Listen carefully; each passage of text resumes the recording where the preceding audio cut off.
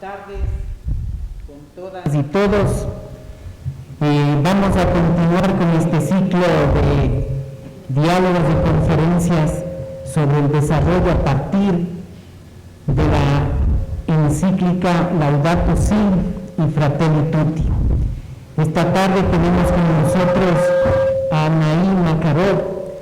Ella es investigadora del Instituto Ecuatoriano de Estudios, es antropóloga y primero le agradecemos por estar aquí, como también agradecemos al equipo de la Universidad Católica del Instituto de Investigaciones Económicas. También agradecemos al doctor Andrés Mideros y a todas las personas que están conectadas a través de las redes. Este esfuerzo que estamos haciendo conjuntamente con la Universidad Católica es para ir reflexionando sobre un nuevo modelo de economía.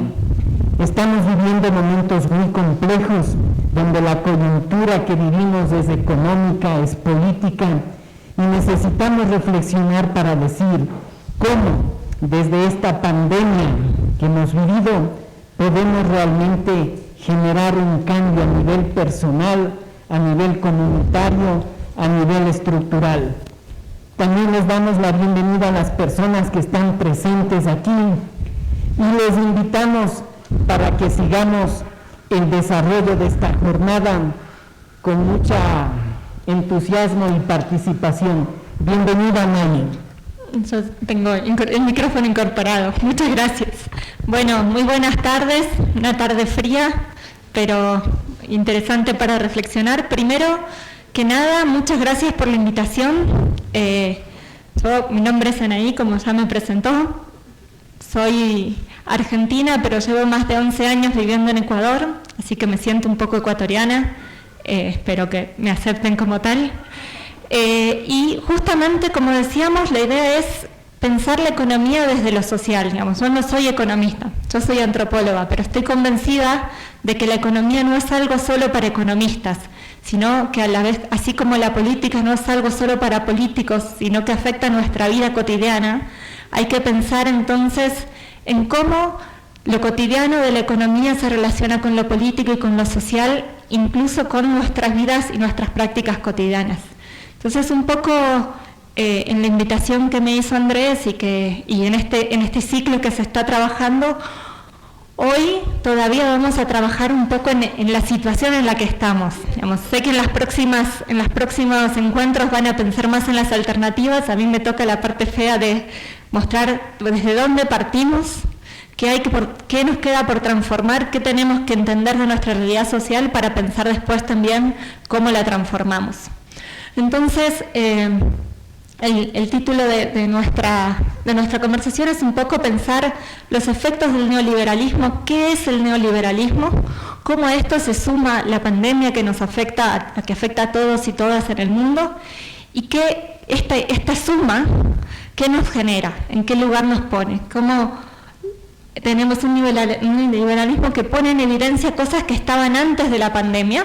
Digamos, la pandemia no es el origen de todos los males. Es una situación muy complicada para todo el mundo, pero no es el origen de todos los males.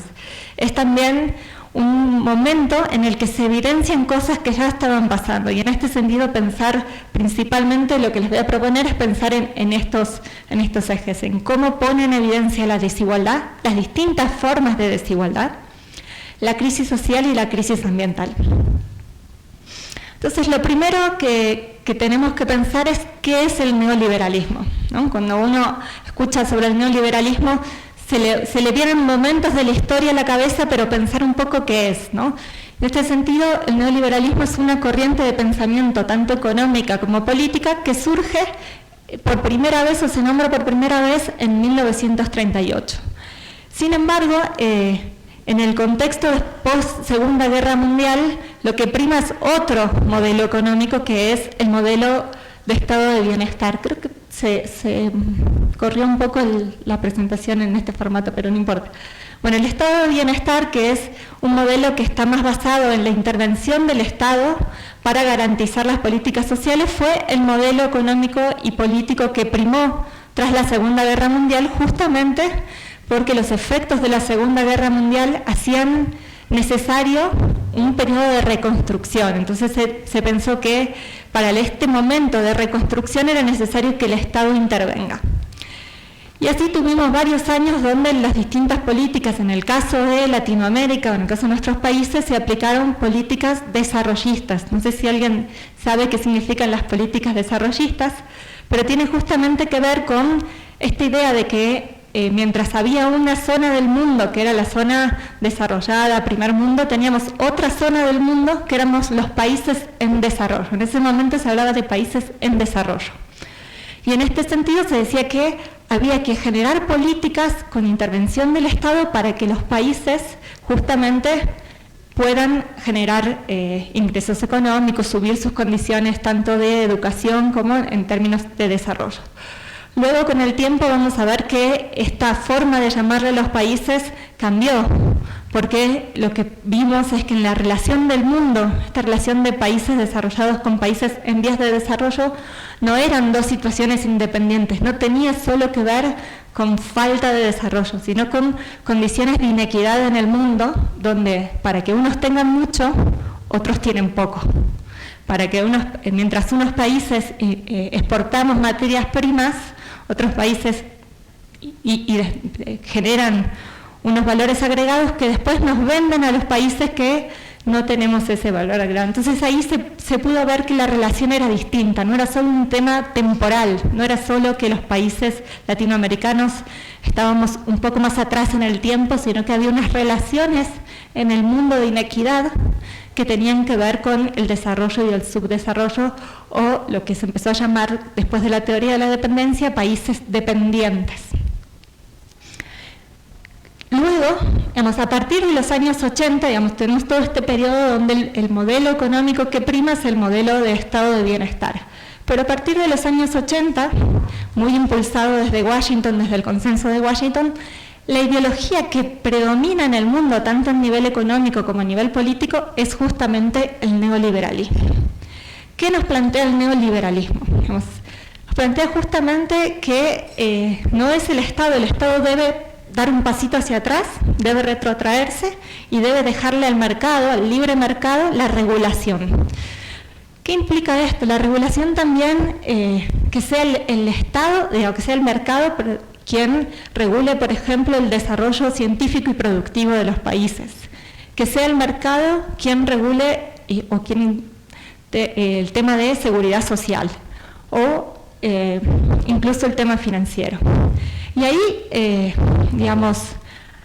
yo les puse esta cita que es: la idea de un mercado autorregulado implicaba una auténtica utopía. Una institución como esa no podía existir de forma duradera sin aniquilar la sustancia humana y natural de la sociedad, sin destruir físicamente al hombre y las mujeres, vamos a agregarle, y transformar su ambiente en un desierto. Entonces esta fue la política dominante. Pasamos a la siguiente diapositiva. En el mundo, eso es solo como unas ideas muy generales, ¿no? Pero yo quiero que lo pensemos en Ecuador y que recordemos cuál fue el periodo neoliberal en el Ecuador y qué implicó. En términos teóricos, el neoliberalismo habla de un Estado que se hace pequeñito y que deja al mercado la regulación. Lo que vivimos no solo en el Ecuador, sino en gran parte de nuestros países, fue un neoliberalismo selectivo, donde el Estado se reduce, ciertamente.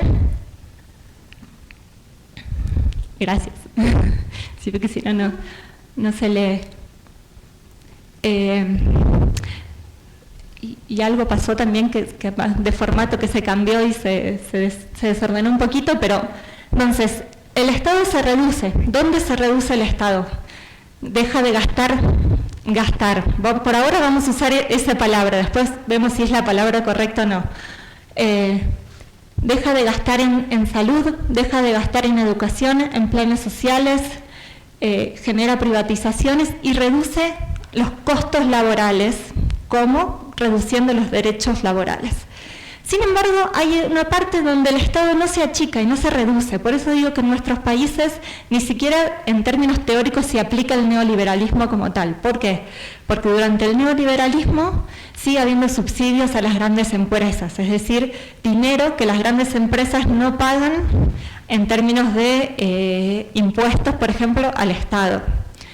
Sigue habiendo, por ejemplo, en el caso del Ecuador, ¿qué pasó durante el neoliberalismo? La sucretización, por ejemplo. La sucretización de deuda fue un proceso en el cual la deuda contraída por privados, grandes empresas, clubes de fútbol, no solo el ámbito productivo, contraen una deuda en el exterior en dólares y en un momento le dicen al Estado que no la pueden pagar.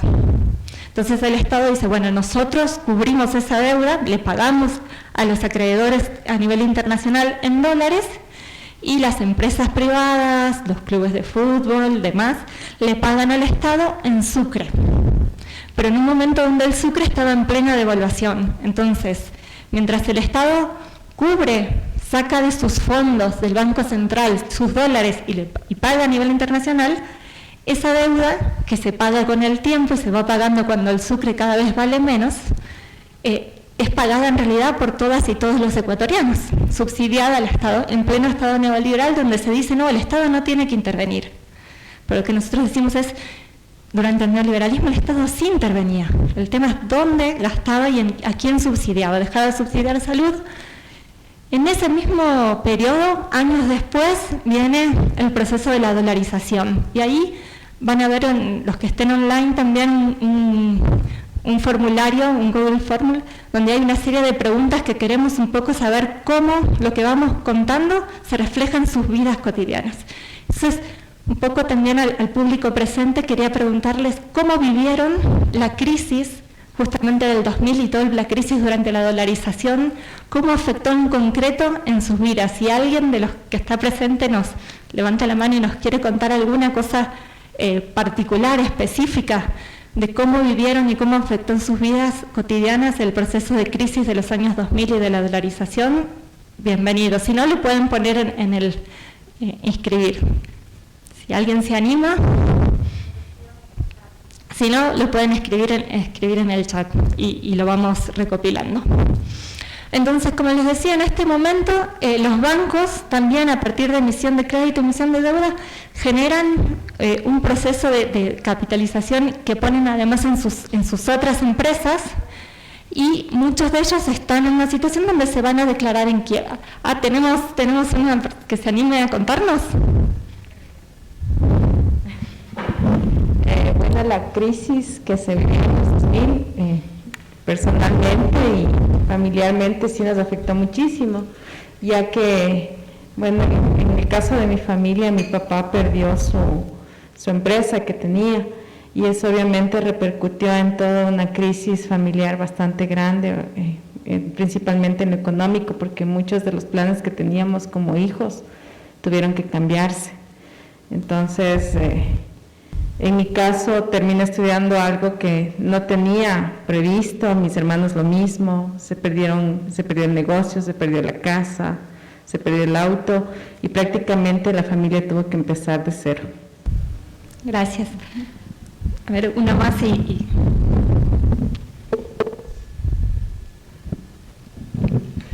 Sí, buenas tardes. Buenas tardes. Bueno, como viví yo, en ese tiempo trabajaba lo que es de una fábrica textil, en cuestión de tesorería, y nos tocaba pagar, mejor dicho, no. Entonces ya se hizo los roles de pago, se emitió el cheque, pues se emitía un cheque porque se pagaba en efectivo.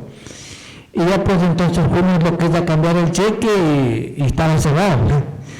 Después fuimos a otro banco, estaba cerrado. Me acuerdo que era Filambanco, sí, Filambanco es la cuestión ahí. Y fuimos a algunas agencias y todo estaba cerrado. Bueno, en ese momento, a nivel de compañeros y eso, no sabíamos lo que pasaba, ¿no? Y más que todo, como siempre, como obreros, trabajadores, se espera lo que es la quincena el viernes, o sea, siempre es la quincena se espera, ¿no? Entonces, para nosotros, a nivel personal y a nivel de mis compañeros de trabajo, fue incertidumbre, porque no es que al siguiente día se abrió, sino que más bien fue, digamos, toda una semana, 8 días hasta que nuevamente dio un resultado. Y bueno, para la empresa fue perjudicial porque tenía sus recursos, que era su capital de trabajo, fue incautado. O sea, más bien eso logró, digamos, bueno, la empresa casi se fue lo que era la quiebra prácticamente, porque más realmente sus recursos quedaron ahí. Y eso era parte del movimiento que generaba los clientes que depositaban de lo que había que pagar. Y fue desastroso prácticamente eso. Esa fue una experiencia personal como trabajador, aunque con mis compañeros de eso no se me veía la dimensión en ese momento. Simplemente se creó una cuestión de incertidumbre y ahora ¿qué se hace esa cuestión? Gracias. Gracias. Y no quiero alarmarles, aunque sí un poquito. El nivel de crisis de ese periodo, que es el periodo de mayor crisis, digamos, en la historia reciente, cuando uno lo recuerda, es el momento de mayor crisis en el Ecuador, ¿no es cierto? Sin embargo, en términos económicos, y solo como para planteárselos así en general, el momento actual de crisis es aún, en términos económicos, peor que la del momento del 2000, en el momento del feriado bancario y la dolarización. Exacto. ¿Y ahí qué pasó? Ahí el Estado cumplió sus mandatos neoliberales de retirarse y dejar que el mercado se autorregule. No. Ahí el Estado sacó sus ahorros, sacó el dinero del Banco Central para salvar a los bancos y para hacer lo que se llamó el salvataje bancario. Entonces no es cierto que el neoliberalismo en la región y sobre todo en el Ecuador sea realmente una autorregulación del mercado, sino que es un neoliberalismo selectivo. Para algunas cosas se le pide al Estado que no intervenga, que no gaste sus recursos, y para otras cosas sí se le pide al Estado que intervenga, que dé subsidios. Entonces, cualquier parecido con el momento actual se los dejo a ustedes. Pero además hay otro pequeño detalle que suele ser algo muy recurrente, sobre todo en los periodos neoliberales, pero no solo. O sea, se dio en el Ecuador por lo menos desde el gobierno de Febres Cordero hasta los años antes del gobierno de Lucio Gutiérrez. Ya el de Lucio Gutiérrez es diferente, que es una cosa que se llama la captura corporativa del Estado.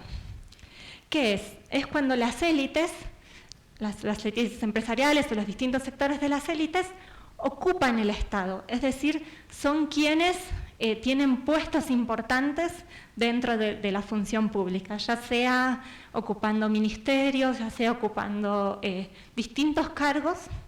Y esto es un fenómeno muy estudiado, que justamente se llama así, y que ahora está retornando en toda la región, que es esta idea de tener, está retornando incluso a los niveles máximos, de tener presidentes empresarios.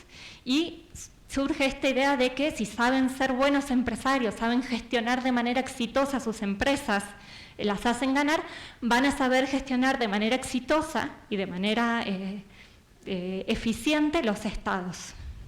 Sin embargo, acá hay otro detalle que en general no se pone, por lo menos no se pone a discusión en términos públicos, en los estudios sí se pone a discusión, que es el conflicto de intereses.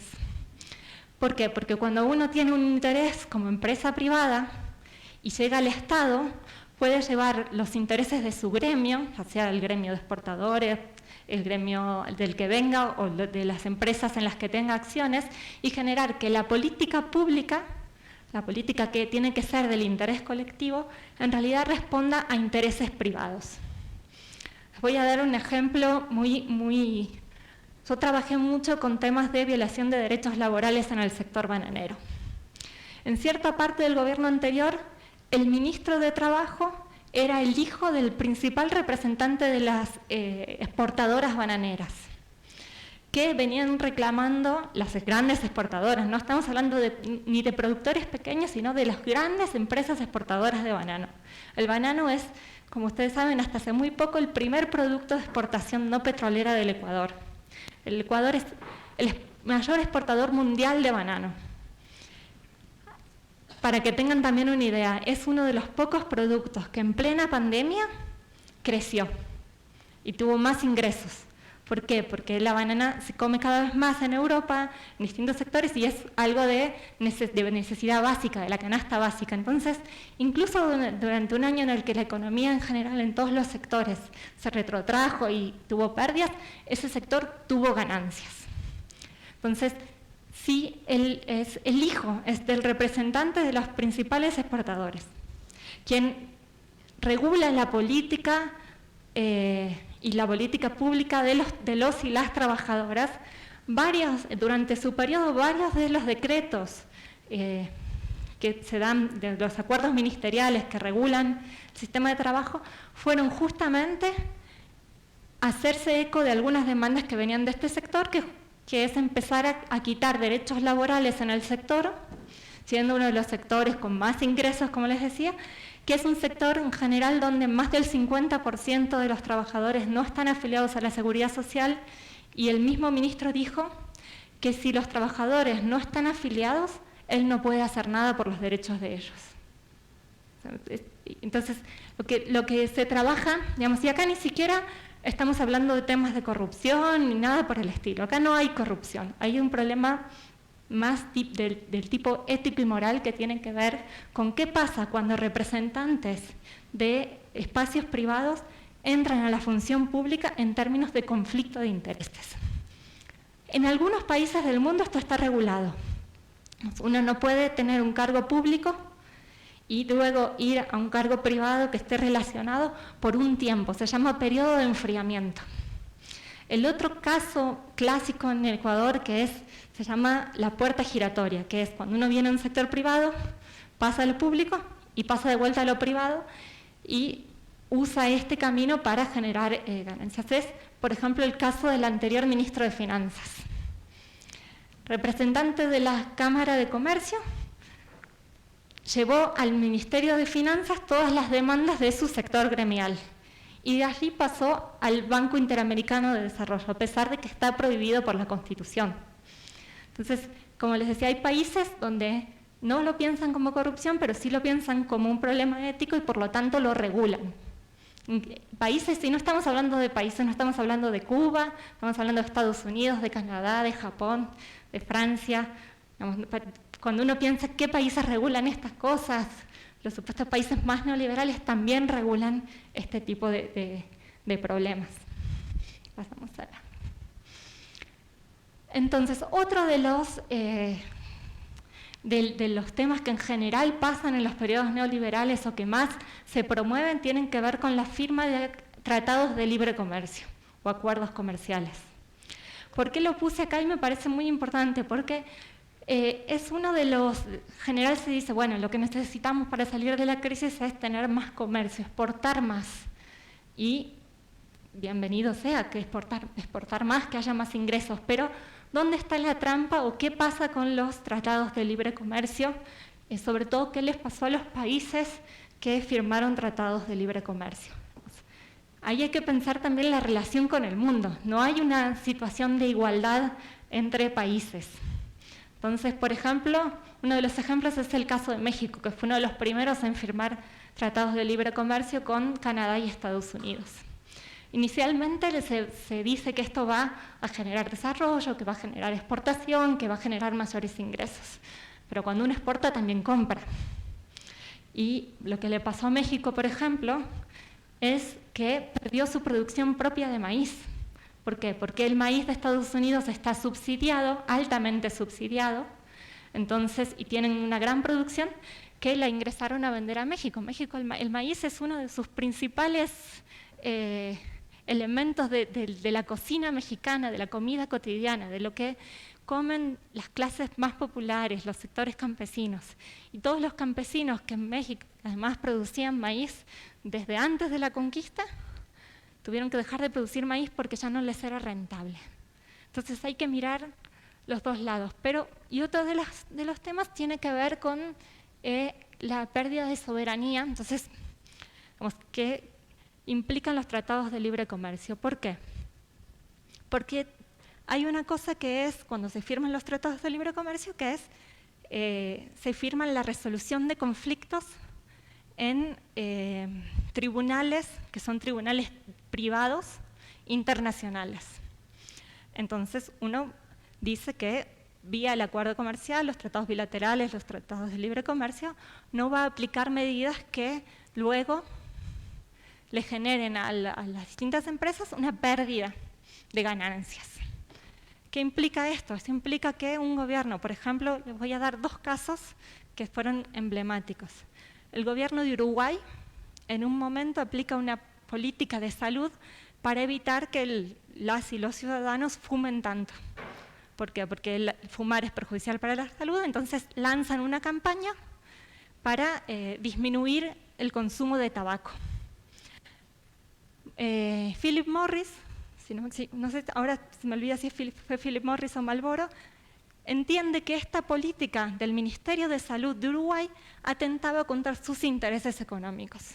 Y mediante la firma del tratado bilateral que tenía Estados Unidos con Uruguay, hace un juicio en una de estas cortes exigiéndole al Estado uruguayo le pague una compensación a la tabacalera por la política de salud que estaban aplicando. Ese es un ejemplo, este es uno de los juicios más conocidos, pero hay muchos. El Ecuador tiene el caso de Chevron, que además ni siquiera, digamos, fue un juicio de una comunidad a la empresa decide que eso le generaba un perjuicio y le hace un juicio al Estado ecuatoriano. El Estado ecuatoriano tiene varios juicios y en general, como estos tribunales son privados, no son tribunales generados por las naciones, sino son tribunales con abogados y en un ámbito privado, en general los estados siempre pierden, sobre todo nuestros estados.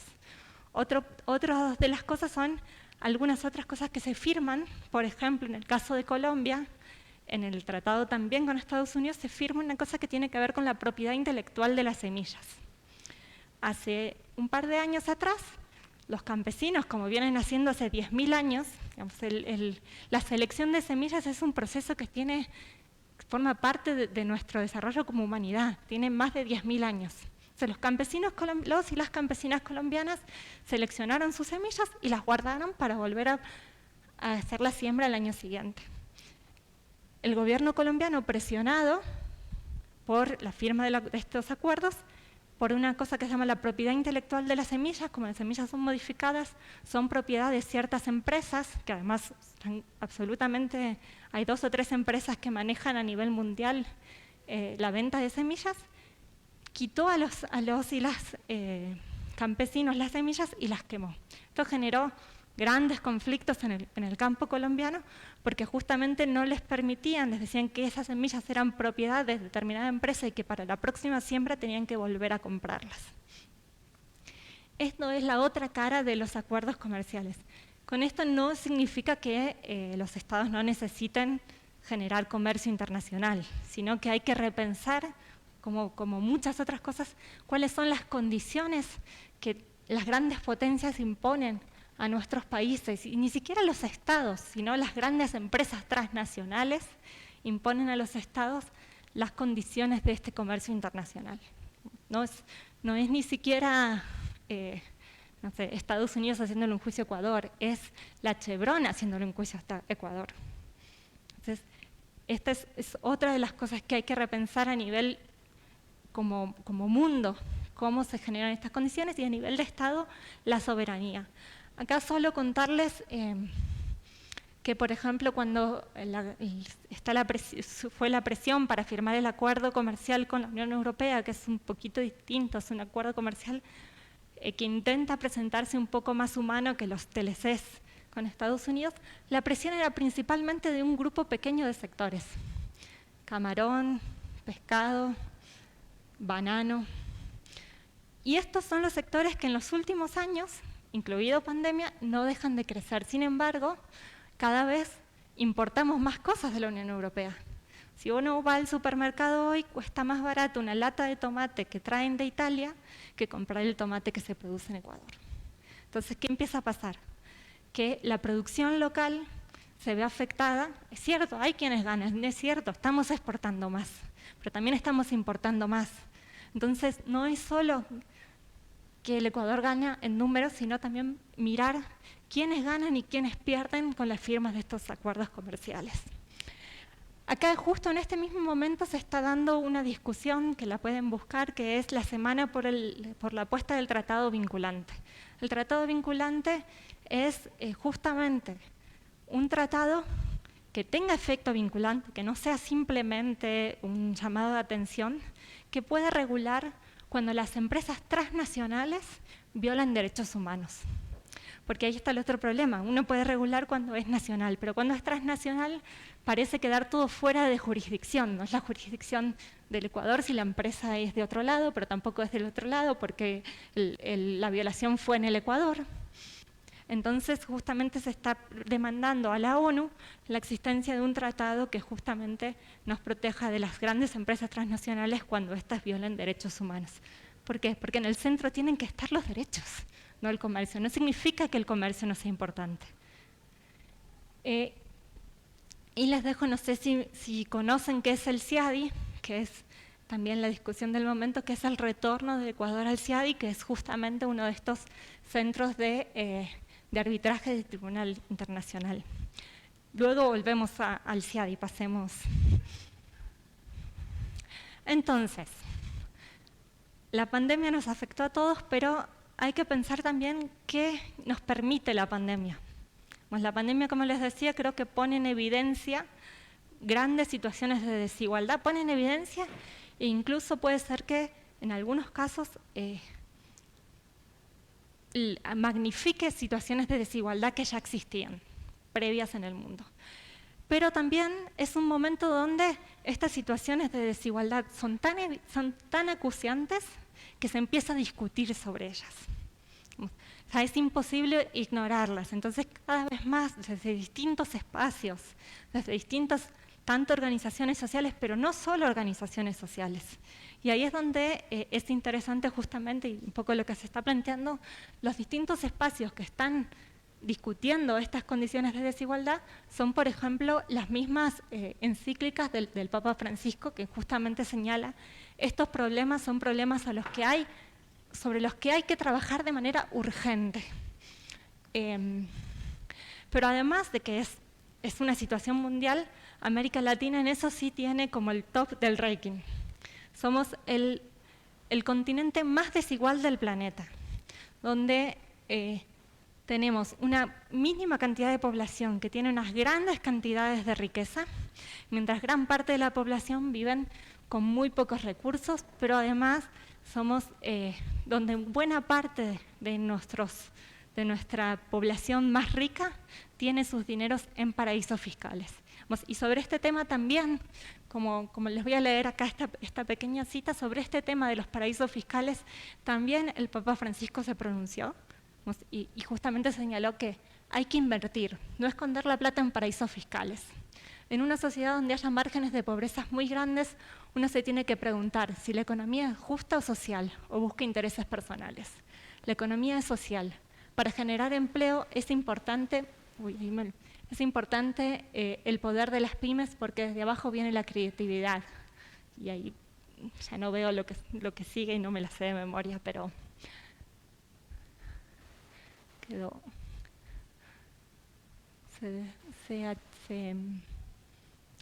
Pero bueno, lo importante de esto, y esto es lo que quería remarcar, es que hay organizaciones, por ejemplo la CEPAL. Gracias. La pandemia nos llevó a esto, donde falta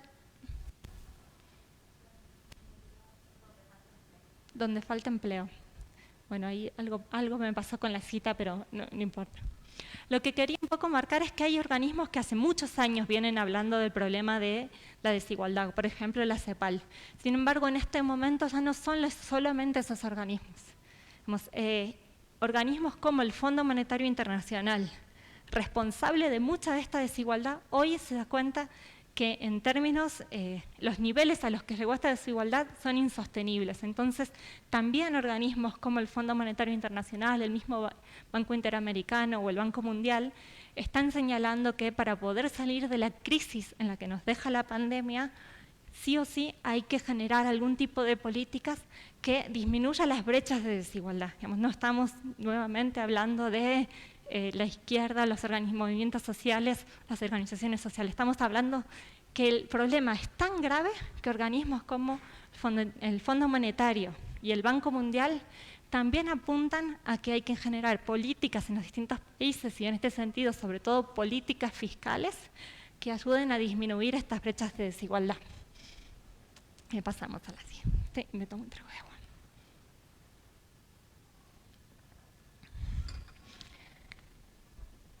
En este sentido les traigo este es un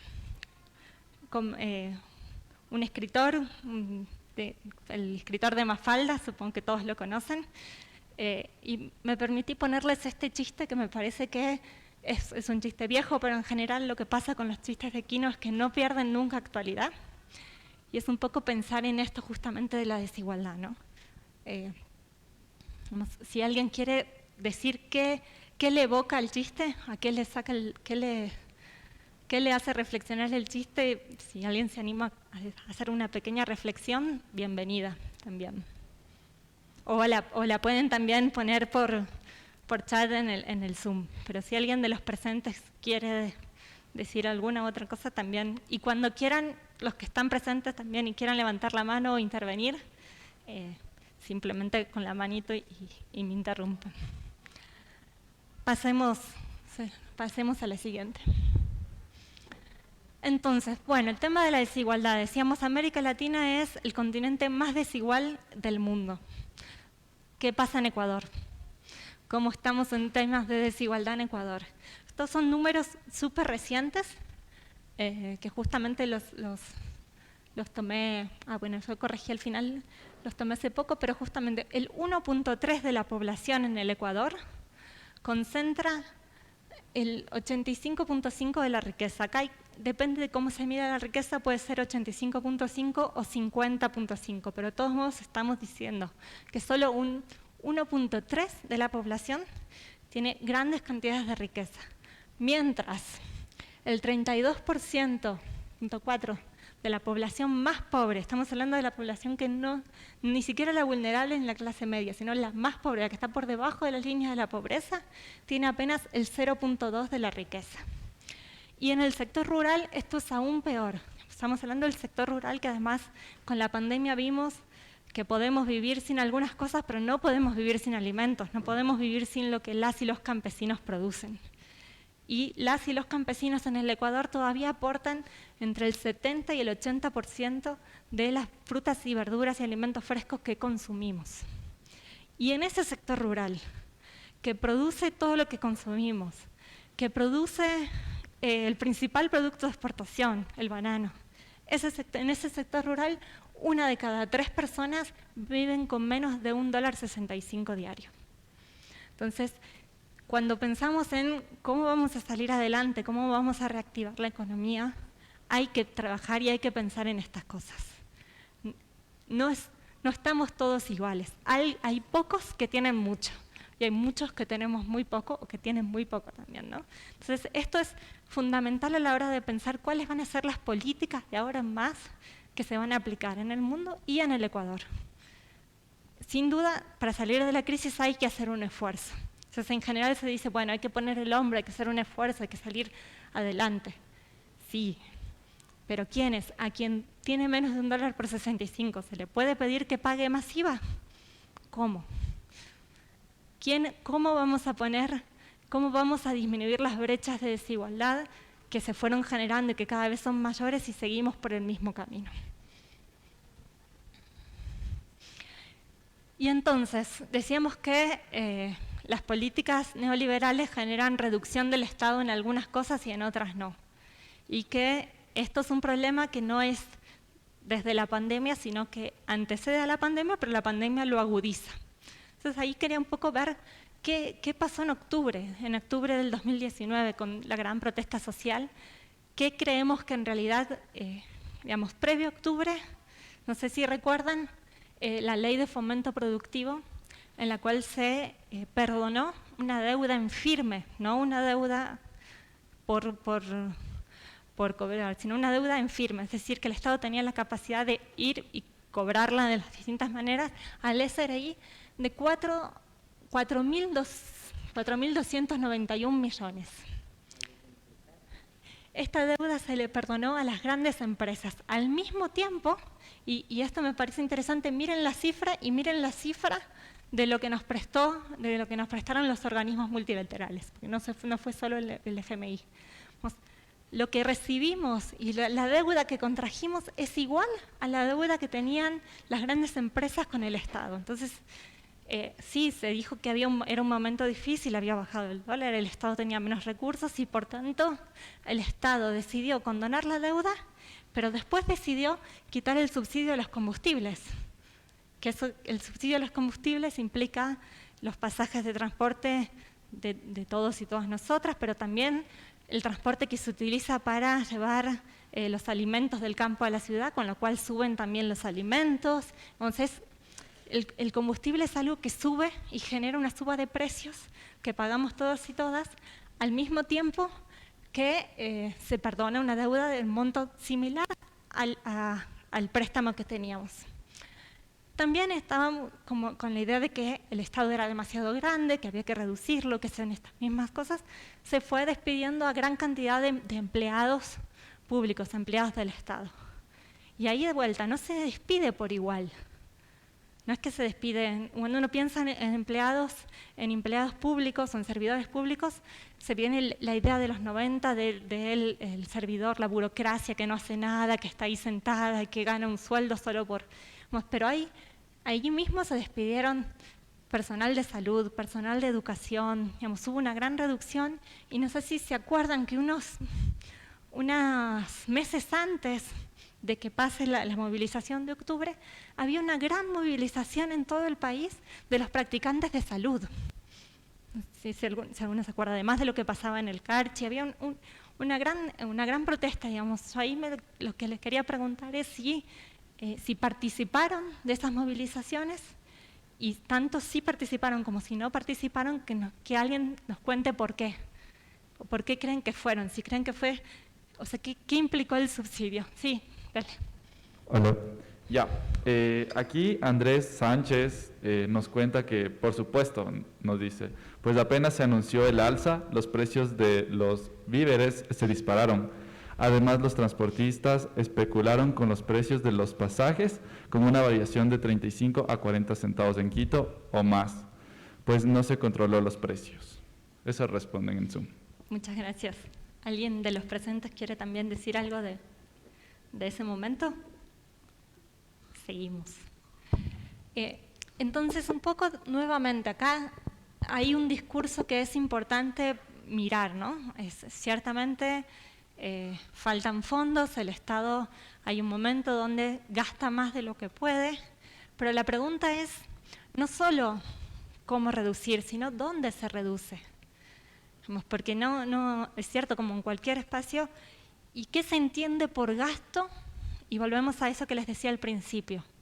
El Estado tiene que reducir el gasto. Esto pasó antes de la pandemia, ¿no? Por ejemplo, en este momento, un ministro del gobierno de Lenín Moreno, en estos momentos, un poco después, dijo, bueno, eso no hay. El Estado no tiene que seguir gastando en construir, por ejemplo, hospitales o escuelas, porque ya estamos en un momento donde hay medicina virtual, donde hay educación virtual. Antes de la pandemia. Después llegó la pandemia y ahí les pregunto, ¿creen que la infraestructura de centros de salud en el país ya está cubierta? ¿No es necesario hacer más nada? Entonces, estamos cubiertos, no necesitamos, y vuelvo de vuelta, a gastar en infraestructura en términos de salud. No sé si hay alguna respuesta también ahí de eso. ¿Y por qué les digo esto? Porque ahí de vuelta tenemos un problema que es la idea de pensar que estos son gastos, ¿no? Entonces ahí quería volver sobre esta palabra, sobre la idea de gastar. Hay cosas como la salud, como la educación, como la cultura, que si se miden en términos empresariales, si se piensan desde una lógica empresarial, se va a pensar en la lógica del gasto, cuando lo que estamos pensando es la inversión. La inversión social no es un gasto. Desde lo que planteábamos, desde lo mismo también retomando las encíclicas y desde lo que se plantea desde las organizaciones sociales. Incluso desde la cultura, por ejemplo, se ha pensado en esto de la economía naranja, no sé si escucharon hablar de la economía naranja, que es la cultura también puede producir riqueza. Y está muy bien. Por ejemplo, en Argentina, ahora con la pandemia todo se desplomó, pero en Argentina en cierto momento la industria audiovisual se volvió una industria rentable. Pero esa no es la lógica de la cultura. Está bien si se logra, está bien si produce riqueza monetaria, pero la cultura produce otra riqueza que no es monetaria, no es contable en dinero. Y ahí es donde me parece que el discurso neoliberal nos pone en unas falsas formas de entender. Hay cosas que son gastos, que hablan de riqueza, pero hay otras que son inversión. La inversión en cultura, incluso si no genera, como la industria audiovisual en Argentina, incluso si no genera riqueza, no es un gasto, es una inversión en educación. Y hay cosas que además no se ven en el corto plazo, la inversión en educación.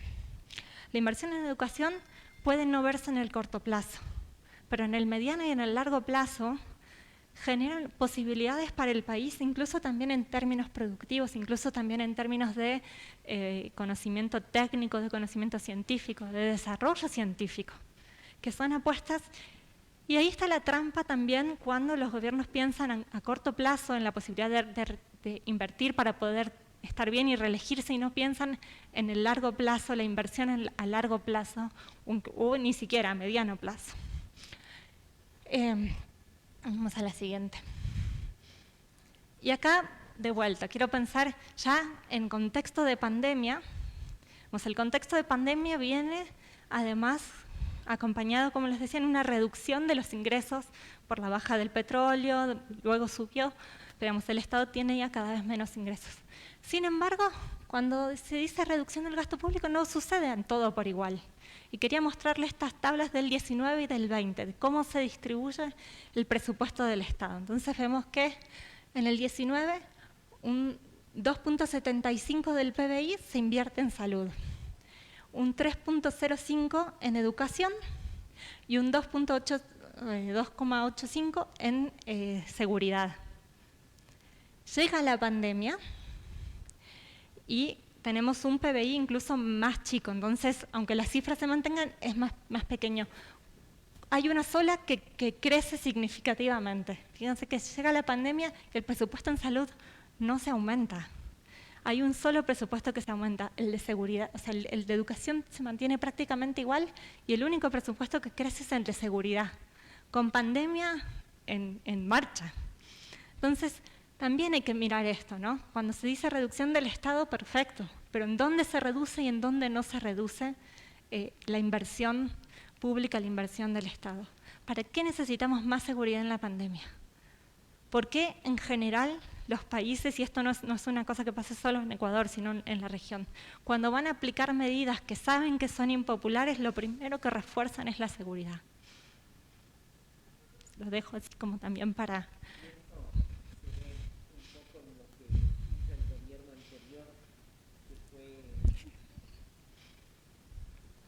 El gobierno anterior lo que hizo con esto es darles a los militares más equipos, armamento, uniformes militares y policías. Exacto, de hecho justamente inmediatamente después de las protestas de octubre se hizo una gran compra en armamentos, que además no fue una compra pequeña, se hizo una gran compra en armamentos, gases lacrimógenos, guardando para controlar futuras protestas en vez de invertir socialmente para que no haya protestas. Entonces ahí tenemos también un juego complejo, ¿no? Otra cosa que quería mostrarles también es qué pasa con las y los trabajadores, cómo se transforma también durante la pandemia, ¿no? La situación de los trabajadores ya venía en un deterioro previo a la pandemia, como les decía. De hecho, lo que les contaba de el ministro de Trabajo, el señor Ledesma, mediante acuerdos ministeriales para ciertos sectores específicos se empezaron a aplicar estos acuerdos regulaban formas de trabajo que volvían a formas de precarización, sobre todo porque permiten una forma de contratación que no es la contratación permanente, sino por tiempos, se me fue la palabra, por tiempos parciales, sin contratos, que no garantizan ni el salario mínimo ni garantizan las posibilidades de sindicalización. Esto que después se va a aplicar a partir de la ley de ayuda humanitaria, ya se venía aplicando en ciertos sectores hoteleros, sobre todo agroindustriales, bananeros, etcétera. Y además eran sectores que antes de la pandemia estaban muy bien en términos de ingresos. Son sectores que en los últimos, en otras investigaciones que tenemos, en los últimos 12, 15 años no paran de crecer. Entonces, ya antes de la pandemia, más o menos un 50%, y esto con cifras oficiales, no cifras que uno se inventa, sino son las cifras oficiales. Las mismas cifras oficiales decían que un 50% del trabajo en el Ecuador era trabajo informal, es decir, trabajo que no contaba con seguridad social, incluso teniendo en cuenta que la no afiliación a la seguridad social en el Ecuador está penada en el Código Penal, se paga con cárcel. Y aún así, más del 50% de los trabajadores no tienen afiliación a la seguridad social. En esta medida, además, es un país que tiene una gran cantidad de informalidad. Es decir, gente que trabaja como puede, de lo que puede, vendiendo a dólar en la calle. Y esto, además, las cifras son fuertemente feminizadas. Las mujeres estamos mucho más expuestas al trabajo informal, a ponernos la tiendita en la esquina, a poner comida, a poner lo que sea para sacar adelante a las familias, y el Ecuador es un país con altos grados de informalidad. Llega la pandemia, viene el teletrabajo. ¿Cómo teletrabaja la señora que vende en la esquina sus tamalitos? ¿Cómo teletrabaja las familias que dependen de vender, de traer sus verduras y venderlas en algún espacio o en el mercado? Porque esto es otra de las cosas que pasó frente a la pandemia. La mayoría de los mercados populares tienen un abandono de mucho tiempo. Entonces, sin duda no tenían las condiciones de salubridad para seguir funcionando. Digamos, no, eso hay que reconocerlo, pero eso tiene que ver con unos abandonos muy fuertes. ¿Qué espacios para comprar comida seguían funcionando? Las grandes cadenas de supermercados. Los mercados populares no. Las grandes cadenas de supermercados tienen grandes ganancias, y mientras estas familias que viven al día, que viven de esas ventas, no tenían dónde vender sus productos. Entonces, para estas personas no había posibilidades de teletrabajo. La pandemia significó, en algunos casos, guardarse en sus casas, en otros casos, generar mucha invención para tratar de seguir saliendo, arriesgando sus vidas, arriesgando las posibilidades de contagiarse. Y lo que vemos es que, además, quienes sí tenían un trabajo formal, con la pandemia se incrementó fuertemente. Estos sí son datos viejos, son datos de mediados de marzo, en el cual, según el Ministerio de Trabajo, prácticamente había 300.000 despidos, desvinculaciones laborales. Estos son datos que quedan viejos, porque ya pasó mucho más tiempo. Después, lo que vemos también es que otro de los datos que es muy impactante es el aumento del trabajo infantil. En 2019, antes de la pandemia, el trabajo infantil que en cierto momento se había declarado como erradicado, representaba casi el 8,29% del trabajo. Y incluso en el 2019, antes de la pandemia, ya 4,3 millones de personas vivían bajo la línea de la pobreza. Los datos de la encuesta que publicó el INEC, y acá vemos también cómo en 2019 teníamos un 3,8 de desempleo, que sube más de 10 puntos, al 13,3 en mayo-junio del 2020. O sea que habría que mirar ahora los números, porque estos son los números de la encuesta que había publicado el INEC. Hay que mirar a 2021 qué pasó y si se mantuvo estos índices de crecimiento del desempleo. Pero además tenemos el subempleo. ¿Qué es el subempleo? Es la gente que tiene más de un empleo, por ejemplo, para poder llegar a fin de mes, que no alcanza, que no tiene condiciones dignas de trabajo, que estaba ubicado ya en el 17,8. Estos números antes de la pandemia ya eran altos y preocupantes, y a mediados del año pasado ya se ubicaba en el 34,5%. Insisto, es altísimo cómo crecen las malas condiciones de trabajo. Y el empleo adecuado, o sea, quienes sí cumplen con todas las condiciones de tener un empleo digno, un empleo adecuado, que era menos del 40% del sector trabajador, ahora a mediados del año pasado pasó al 16.7%, es decir, se redujo la cantidad de gente que tiene un trabajo digno, se redujo drásticamente. Y para ese momento ya contábamos con más de 1 millón de personas que se quedaron sin empleo. Esto estamos hablando de datos de además de hace un año, o sea que hay que mirar hoy, digamos, estos datos no mejoraron. La pregunta es cuánto empeoraron, digamos, en este periodo que pasó. Y en este marco, en ese momento en el que yo les muestro esto, se produce una ley. Está bien, ¿eh?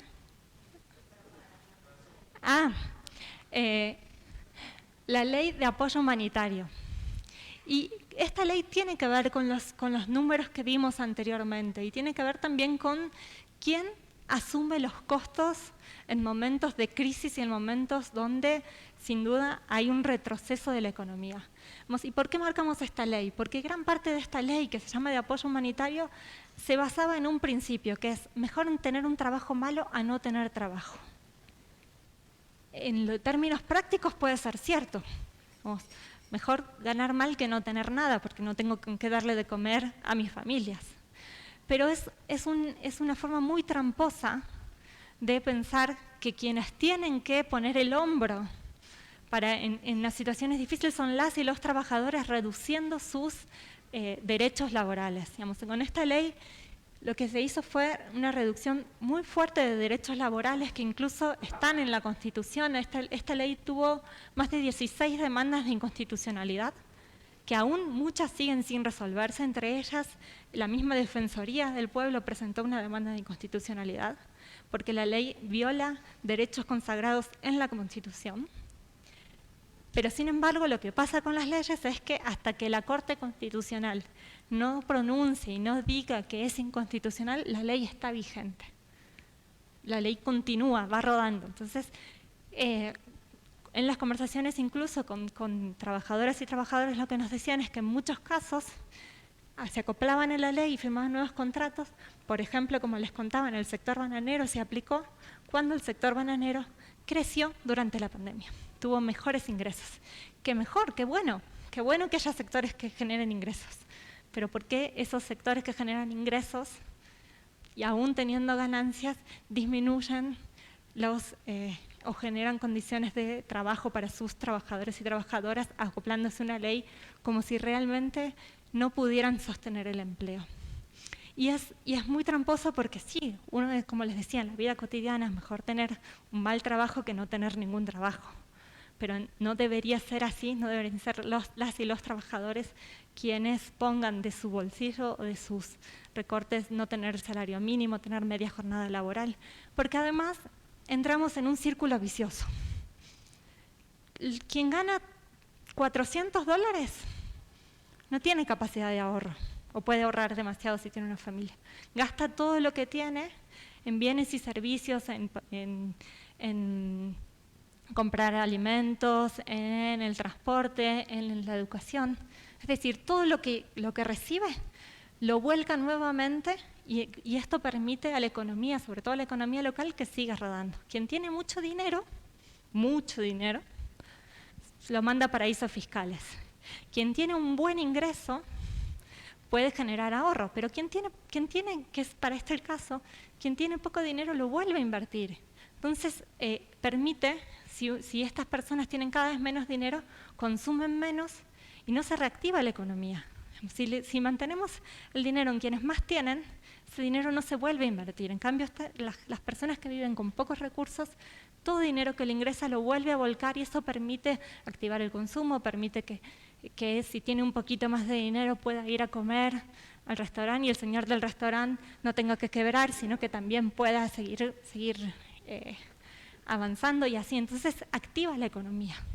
Por eso decimos y por eso organismos como el Fondo Monetario Internacional, como el Banco Mundial, como muchísimos economistas, señalan que la única forma de salir de la crisis es reactivar el consumo. Y no es una medida que está solamente, como vuelvo a insistir, desde la izquierda, desde los gobiernos socialistas. No, es la misma lógica económica del Banco Mundial. Si no se genera consumo, es una rueda que además va a ir quebrando el pequeño negocio, la pequeña tienda, la esquina, digamos, es poder reactivar justamente el consumo. Sí. Aquí Ana nos cuenta su caso, que dice: en mi caso, además de un sueldo indigno, no quería mi empleador pagarme, terrible. Lo peor es que todavía hasta debe mi aporte al IES. Acá pasaron cosas muy, muy impresionantes. Hubo una noticia en el diario, que no recuerdo, salió en varios periódicos, pero por ejemplo en El Universo, donde se puso de manera así muy, como estas historias de superación, de emprendimiento. Se señaló que había una persona, creo que era un señor, que con su liquidación después de 12 años, no recuerdo exactamente cuánto, pero de más de 10 años de trabajo en un restaurante, había cobrado por liquidación $400, es decir, un salario básico, y que con eso se había puesto un puesto de frutas y verduras.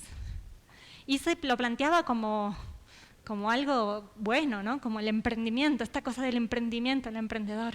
No se lo planteaba como una violación de derechos. Después de 12 años de trabajo, la liquidación no puede equivaler a un sueldo básico.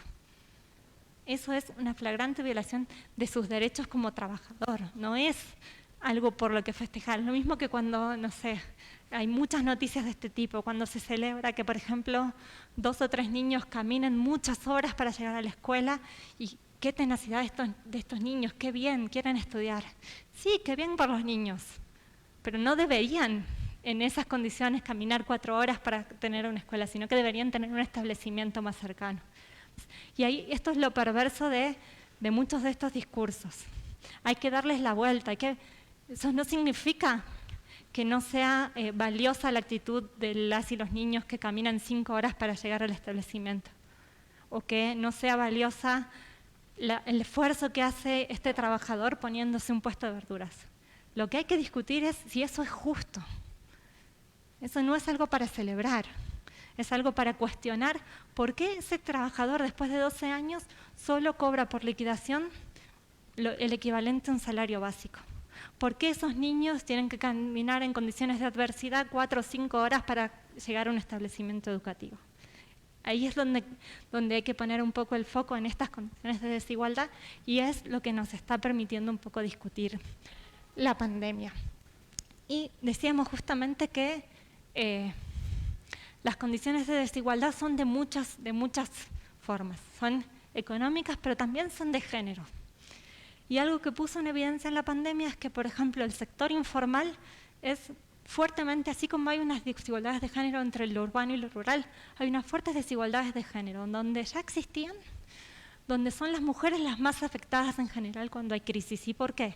Y acá tiene que ver también con todo el trabajo y todas las tareas de cuidado que no son reconocidas como trabajo, y que es algo que cada vez más en el mundo se está empezando a trabajar. Sí, se hacen con amor, sí, sin duda, se hacen con amor, pero son horas de trabajo, son lo que permite también que una familia sobreviva. No es solo el dinero, es también las horas en las que se cuidan a los ancianos, las horas en las que se cuidan a los niños, que se garantiza la educación, que son un montón de tareas que no son pensadas ni por nosotras mismas muchas veces como trabajo. Y ahí hay una gran desigualdad en cómo se reparten esas tareas. Entonces veíamos, por ejemplo, que en el Ecuador, en promedio las mujeres asignan 31 horas semanales a tareas de cuidado, mientras los hombres asignan unas 11 horas a estas actividades. Y esto es un promedio, porque cambia mucho si es en el sector rural, si las mujeres están en el sector rural o en el sector urbano, digamos, donde las mujeres rurales, además de hacer tareas en la agricultura, hacen tareas de cuidado y tienen una cantidad de carga horaria de trabajo que es impresionante. Entonces, de esto es de lo que se suele llamar como la triple carga laboral. La parte no remunerada, la parte remunerada, más las tareas de cuidado, ¿no? Y algo que se evidenció en la pandemia, que además quería señalar, tiene que ver también con el tipo de trabajos, ¿no? En el mundo, casi el 70% de las personas que estuvieron en la primera línea de tareas en salud, atendiendo a los enfermos con COVID, en general son enfermeras, digamos, tenemos las y los médicos, pero en general quienes están en la primera línea, el 70% eran mujeres, o son mujeres, que son quienes más se expusieron ante las posibilidades de contagio. Por otro lado, además, la economía informal, como decíamos, fue una de las más afectadas y este es un sector fuertemente feminizado. La economía informal está fuertemente compuesta por mujeres que son las que más se vieron afectadas, además porque fueron las que menos políticas estatales recibieron.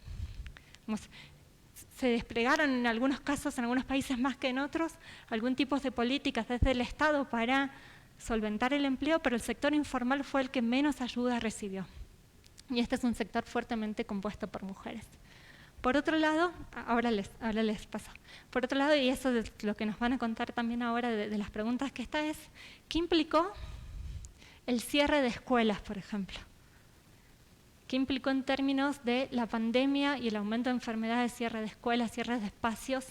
Implicó un incremento de las tareas de cuidado sobre quién recaen. Y ahí habíamos hecho una pregunta que justamente tiene que ver con cada uno en sus casas, qué implicó en términos de tareas de cuidado la llegada de la pandemia y quién realiza y cuáles son estas tareas. Ya, entonces aquí en Zoom dice Janet, en el caso de aquellas personas que hacen teletrabajo, también se multiplican los roles en casa, profesora, cocinera, enfermera y además su propio trabajo remunerado. Por otra parte, Ana dice, existió en la pandemia mucha discriminación, ya que muchas personas, especialmente las mujeres, tuvieron más trabajo a pesar de estar en teletrabajo. Ellas debían educar a sus hijos y atender a su hogar con sueldos bajos y no remunerados. Más responsabilidad a las madres, tareas especiales para que aquellas eduquen a sus hijos y aparte cumplan su rol. Y por último, Natalia dice, la educación quedó estancada, ya que nuestros hijos no han aprendido tan como debe ser, es 1 año y medio escolar perdido. Y por ahí también querían...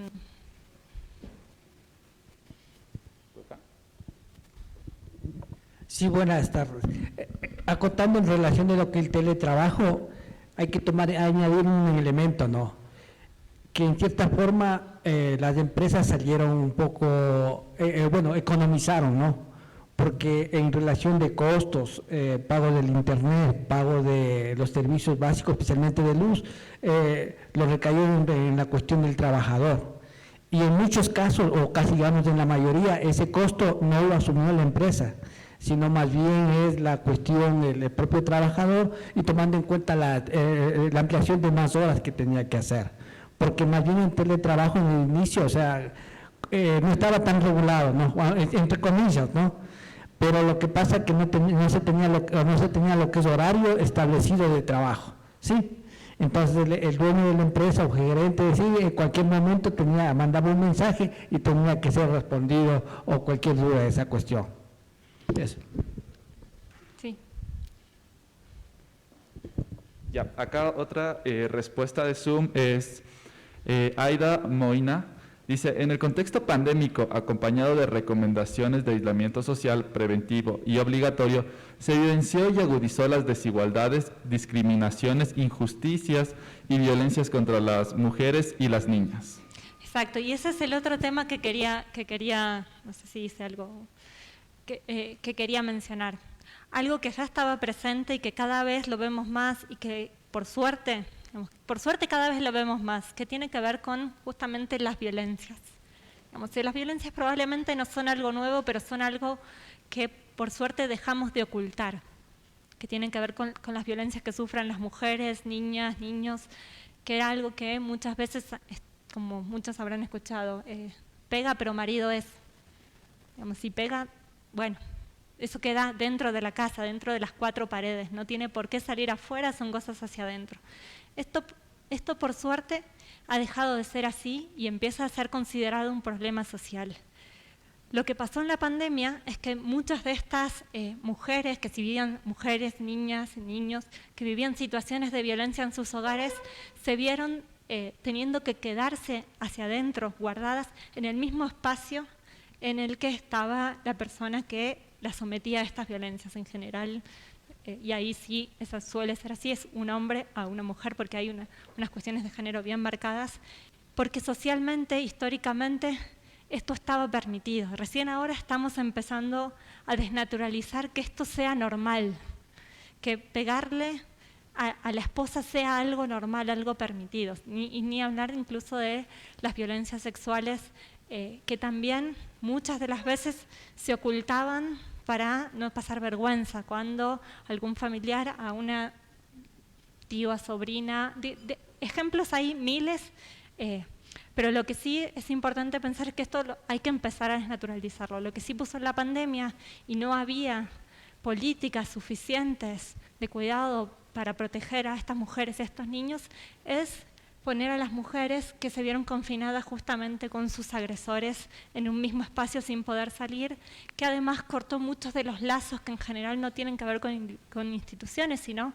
con los espacios de encuentro con otras y otros que permiten un poco que esto salga. Al quedarse entre las cuatro paredes era muy difícil para estas mujeres pedir ayuda, porque quedaron en una situación de confinamiento. Entonces, esto también, como decía, no recuerdo el nombre, pero quien escribió en el Zoom, Aida, justamente es otra de las cosas que durante la pandemia se agudizó y que muestran cómo estas desigualdades son elementos urgentes a resolver, porque tienen que ver con la sobrevivencia cotidiana. Digamos, cada vez tenemos más feminicidios y más casos de violaciones, niñas embarazadas. Es un problema que no puede esperar, digamos, que es urgente de resolver y que son otros de los problemas que se agudizan con la pandemia. Voy a ir mirando la hora porque estamos bien. Y la última condición de desigualdad sobre la que quiero trabajar tiene que ver con también algo que en nuestros países es un elemento de discusión muy cotidiano. Tenemos muchas necesidades de recursos, ¿no? Hay muchas necesidades por resolver. Y al mismo tiempo son países con una gran cantidad de riquezas en recursos naturales. Esto no es nuevo. Oro, minería, petróleo, una gran cantidad de recursos naturales. Y ahí está siempre este dilema, ¿no? O a mi juicio, falso dilema, que es ¿cómo vamos a estar sin inversión de salud, muriéndonos de hambre, sentados en una mina de oro? Que puede ser oro negro o oro dorado, pero sentados sobre una mina de oro. Hay que explotarlo. Y ahí digo que es un falso dilema, porque en realidad hay algo que se viene quedando cada vez más en evidencia también, y pasamos a la siguiente, es que es un modelo insostenible. Ahí también habíamos hecho una pregunta en el foro, no sé si hay alguna respuesta.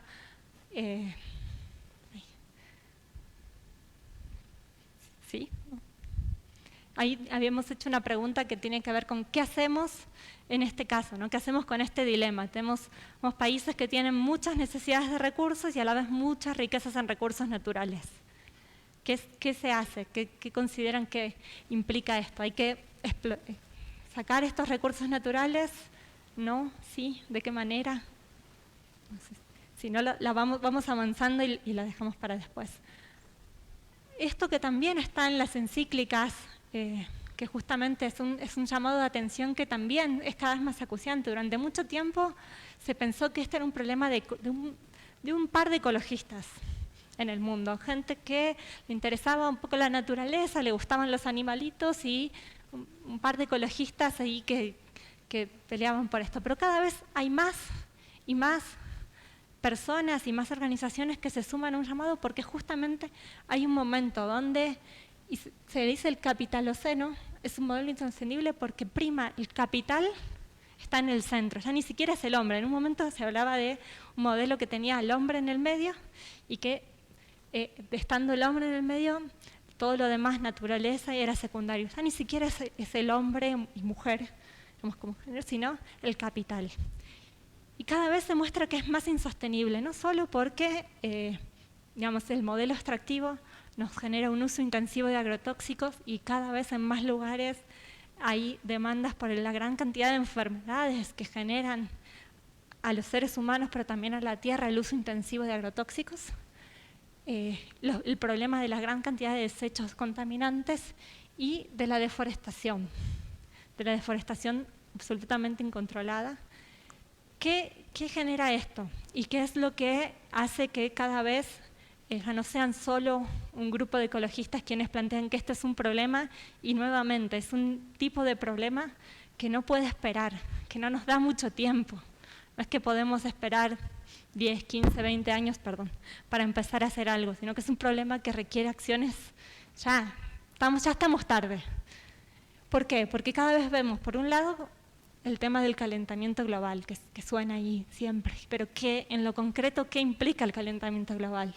Entonces cada vez se ve que hay sequías más prolongadas en algunos espacios al mismo tiempo que tenemos inundaciones en otros espacios.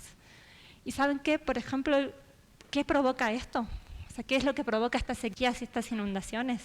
Cuando uno trabaja la tierra, la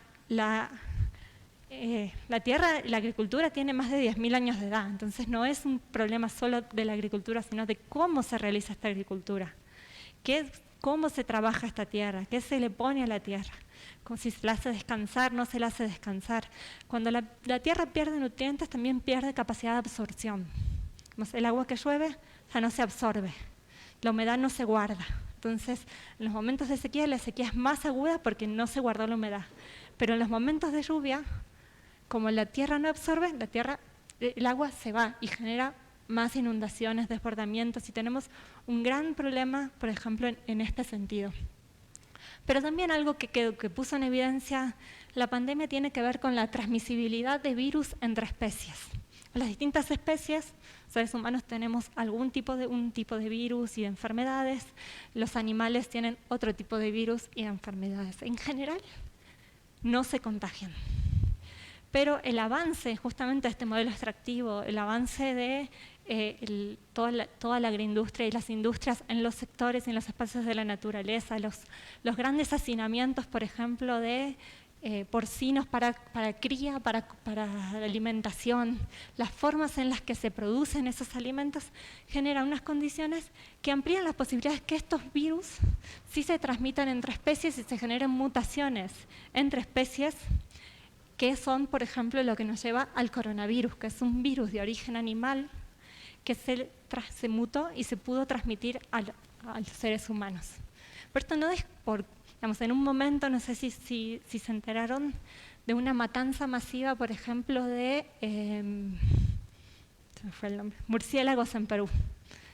¿Por qué? Culpándolos de que eran los que transmitían el virus. Bueno, para empezar, no era así. Los pobres murciélagos, que además, cuando uno mata masivamente una especie, genera todo un efecto dominó en términos de equilibrio ambiental. Pero además, en realidad, los responsables del coronavirus en específico es la humanidad. No la humanidad, no los hombres y mujeres, y ahí también mucho cuidado, porque hay muchos discursos donde cuando empezó la pandemia y se frenó toda la producción, dijeron, bueno, al final la especie que está arruinando el planeta somos los seres humanos, el planeta viviría mucho mejor sin nosotros, y hay que tener cuidado también con estos discursos, porque no somos las y los seres humanos.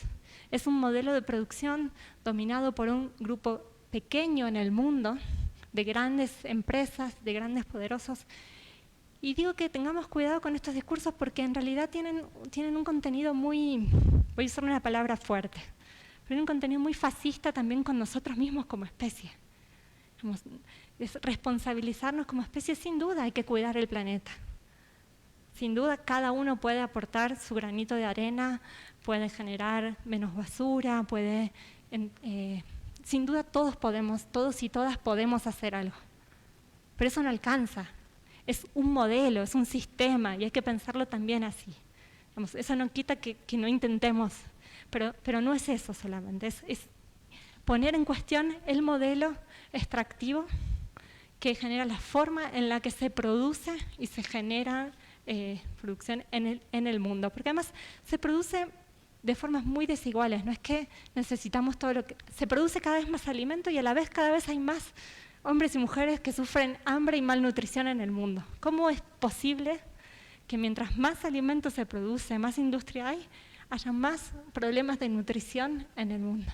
¿No será que comemos cada vez productos más ultraprocesados que nos alimentan menos y que además se genera muchísimo desperdicio de alimento que se tira, porque si no se vende no es rentable? No es que el alimento se produce, el objetivo de las industrias alimenticias no es alimentar, es ganar dinero, y eso es diferente. Ya.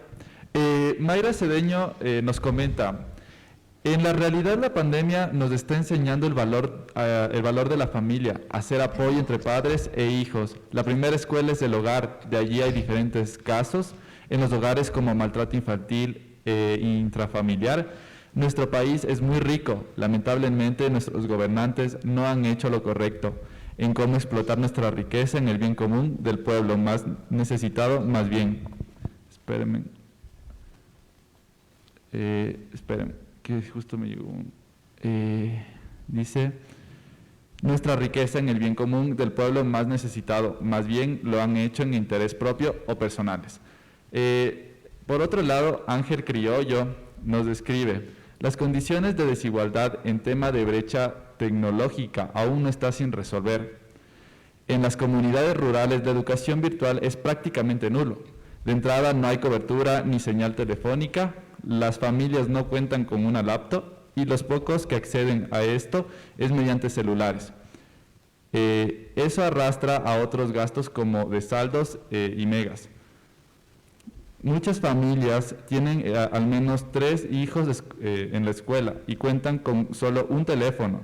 Las horas de clases virtuales son paralelas, por lo tanto tienen que decidir cuál de los 3 reciben las clases. Así han finalizado un año lectivo, pero realmente los aprendizajes de esta generación creería que es muy limitada. Por lo tanto, es muy urgente una política de educación adecuada a los contextos culturales y realidades.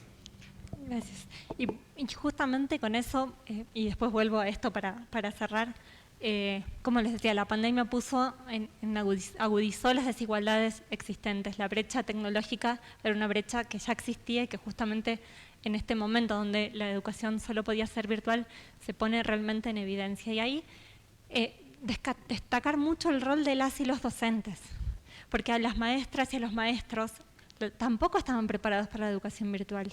Y hay como un mito en el cual se cree que las y los maestros no trabajan con la educación virtual.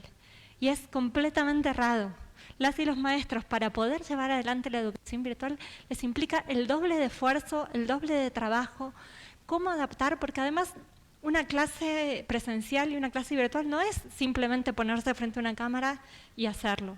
Implica otras formas de pensar la pedagogía que no necesariamente ni las maestras ni los maestros estaban preparados ni tenían la formación al respecto.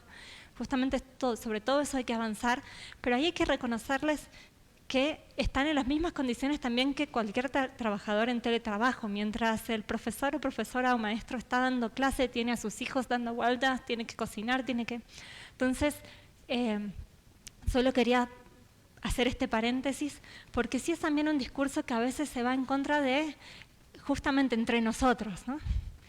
Criticamos la educación virtual y no pensamos que tiene que ver con brechas tecnológicas, con necesidad de inversión de formación de las y los docentes en pedagogía para educación virtual, sino que criticamos a la maestra o al maestro que está del otro lado, que no hace bien su trabajo, que está en la misma situación que nosotros de inseguridad laboral, de teletrabajo, de esfuerzo para adaptar y para pensar, y muchas maestras y maestros se han inventado las maneras de llegar a sus estudiantes, porque justamente conocen esta brecha tecnológica, inventado maneras de generar, ya sea vía audios con sus estudiantes, inventándose cartillas, inventándose formas. Entonces, nada, así como se reconoce el rol del personal de salud, reconocer también el gran esfuerzo que han hecho para la educación virtual, aun cuando ésta no logra cubrir lo mismo que la educación presencial.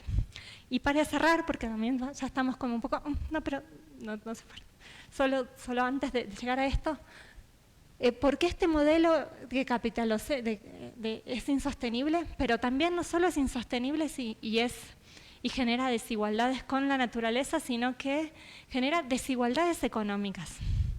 Y por eso yo decía que lo otro es una falsa trampa, porque si fuera cierto, no es solo un problema de corrupción, o si fuera cierto que explotando nuestros recursos naturales, la gran riqueza que tenemos, salimos de la situación económica que estamos, ya hubiéramos salido. Los países que más recursos naturales tuvieron fueron los que peores situaciones tuvieron en términos económicos. Y esto no es nuevo, si recuerdan, en el periodo de la colonia, el Cerro de Potosí, un cerro en Bolivia repleto de plata y de cobre, una gran mina que fue el Cerro Rico. ¿Qué se hubiera pensado? Es un lugar que tiene enormes riquezas. Hoy uno va a Potosí, es una ciudad completamente empobrecida. Y esto tiene que ver con unas desigualdades que los espacios que tienen estas riquezas son a los que se les explota, son a los que se les contamina la tierra, se les contamina el agua. Pero la riqueza no se queda ahí, la riqueza se exporta. Los exportadores de materias primas. Hoy, por ejemplo, uno de los productos que el Ecuador vende cada vez más es el camarón. Que bueno, vendemos cada vez más camarón. ¿Qué pasa? El camarón se produce cada vez más en espacios y en suelos que antes eran destinados a la agricultura. Entonces a los campesinos, quienes tienen tierra, se les arrienda la tierra por unos 5 o 6 años para producir camarón. Después la camaronera se retira y el campesino se queda con el dinero que cobró esos años, que no fue mucho, y la tierra completamente devastada, salinizada y sin posibilidades a largo plazo de producir. ¿Qué pasa si por sacar el lodo contaminamos todos nuestros ríos? Sí, en un momento se va a acabar y se hace esa producción, se tiene dinero por un corto plazo, pero en general esto genera mucha desigualdad entre países ricos y entre países pobres. El pobre se corrió, estaba de este lado, pero no importa, se desordenó un poco. Pero justamente quiero señalar esto, que en general estas formas de producción completamente dañinas con la naturaleza suceden en nuestros países. Un gran ejemplo es, por ejemplo, Canadá. Canadá tiene una gran protección en términos de medio ambiente en su espacio, pero sus empresas mineras canadienses son las que generan grandes conflictos ambientales de minería a cielo abierto en nuestros países, en los países del sur global. Entonces, este modelo además genera una desigualdad que tiene que ver con quiénes son los países del sur global, como les llamamos, y los países del norte. Y la última, ahora sí, para cerrar, quería contarles en esto de la desigualdad, como les decía, en Ecuador, no todos ganamos, no todos perdieron. Uno pensaría que con el contexto de pandemia y la economía en recesión, todos perdemos algo. No, no es cierto. Y esto se vio en el mundo. En el mundo hay unas empresas que ganaron muchísimo. En el Ecuador también. En el Ecuador hay 10 empresas, que está muy clarito, no se ve, pero que ganaron durante la pandemia. Como les decía, cuando empieza la pandemia, la tienda de la esquina cierra, los mercados cierran, las ferias cierran, los supermercados no. Y eso es algo que todos tenemos que consumir. Quienes tienen la posibilidad además de vender online, de pagar, de hacerlo todo por Rappi, entonces vemos que en el 2020 la corporación favorita, que es Supermaxi aquí, tuvo un crecimiento. Quizás no tan acelerado como en otros años, pero creció. Lo mismo la corporación El Rosado. Todo lo que tiene que ver con telecomunicaciones, con internet, con teléfonos también crecieron. Entonces, ahí vemos, no les voy a leer todos, pero 10 empresas que sí crecieron durante la pandemia. Y la Superintendencia de Compañías hace una lectura por sectores, y lo que se ve es que también durante la pandemia quienes tuvieron ingresos extraordinarios son, por ejemplo, todo el área de salud privada. Entonces, si se acuerdan que cuando empezó la pandemia y no se conseguían camas, los hospitales cobran todavía, pero bueno, o sea, dejó de estar en una gran cantidad de dinero para tener enfermos con COVID. Como familias que no eran de clase baja, clase media, se endeudaron, vendieron carros y tenían algún familiar porque las cuentas eran de entre $20,000 y $30,000 después de tener a un paciente con COVID internado un par de semanas. Perdón. Entonces, tenemos sectores que además durante la pandemia generaron recursos extraordinarios. Entonces, esto es importante tenerlo en cuenta, digamos, electricidad, actividades financieras, agricultura y pesca son los 4 sectores que crecieron incluso en un momento recesivo con la pandemia. Es importante y se los quería dejar también para tenerlo en cuenta a la hora después cuando nos digan, bueno, todos perdimos, todos tenemos que ajustarnos. No, todos no perdimos. Entonces, para reducir la desigualdad, sin duda hay que pensar en dónde y a quiénes pedirles que aporten el granito de arena y quienes no pueden aportar ese granito de arena. Con eso, porque ya estamos más o menos en tiempo, más bien para dejarles si hay algún comentario o pregunta que quisieran.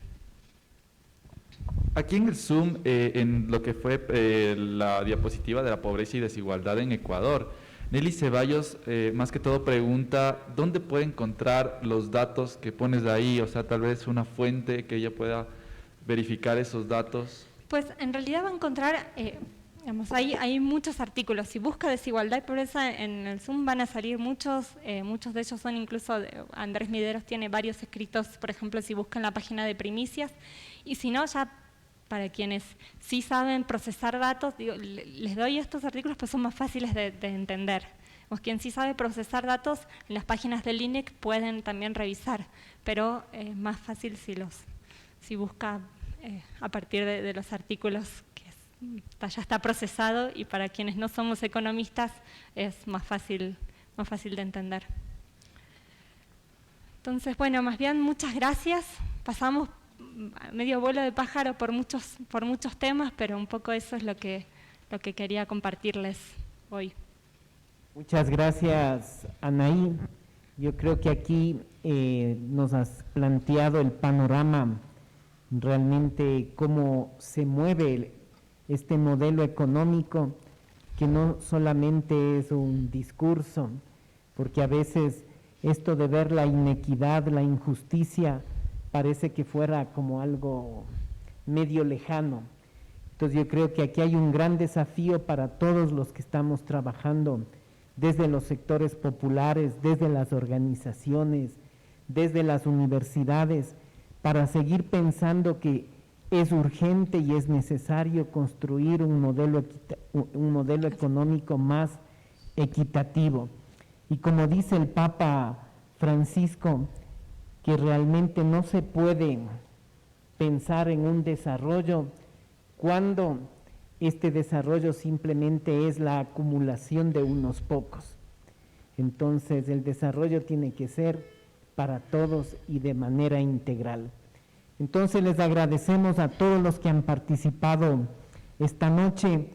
Nos quedamos con bastantes interrogantes, pero sobre todo que vayamos construyendo entre todos alternativas para buscar y tener esperanza de que sí es posible transformar esta realidad con inteligencia, con generosidad y con mucha capacidad. Entonces, muchas gracias y les esperamos el próximo viernes a las 5 de la tarde.